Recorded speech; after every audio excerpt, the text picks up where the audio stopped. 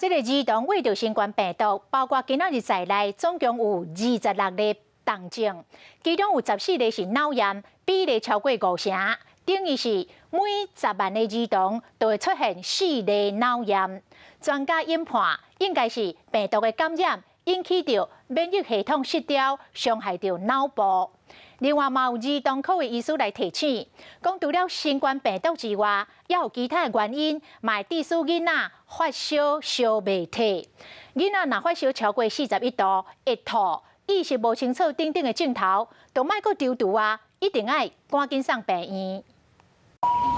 救护车声音传甲真大声，不过嘛是有囡仔不幸过身，已经到高原期，抵抗力较低囡仔无法度对抗病毒，一直传出重症死亡的消息，而且大部分拢和脑炎有关系。比较像是一个整个因为病毒感染以后引起的一个免疫的一个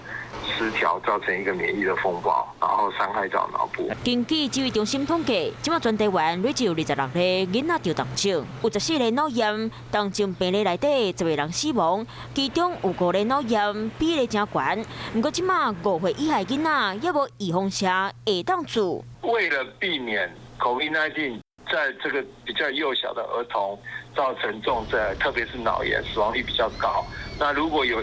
疫苗来申请这个年龄层的这个 COVID-19 疫苗的紧急使用授权，我们应该要加速来审查这个审查的流程。预防车爱做，平常时嘛拢爱加注意囡仔身体状况。儿童感染科医师颜俊武伫咧人面前普文提醒，除了新冠病毒，别个镜头嘛拢爱加注意。有囡仔发烧4天，快胎甩伫饮食，尾仔才发现气化肿起来不人，是批抓性气化炎伫咧作怪。个红婴仔发烧3、4天无退，快胎嘛是一条线，应该是3一日。因为疫情之下，做爸母的拢会心惊胆吓，不管安怎。若是厝内宝贝仔囝出现无爽快镜头，拢要紧带去医生看，安尼较放心。想要获取更多新闻资讯，想要看到主播最新的动态，赶快订阅华视 YouTube 频道。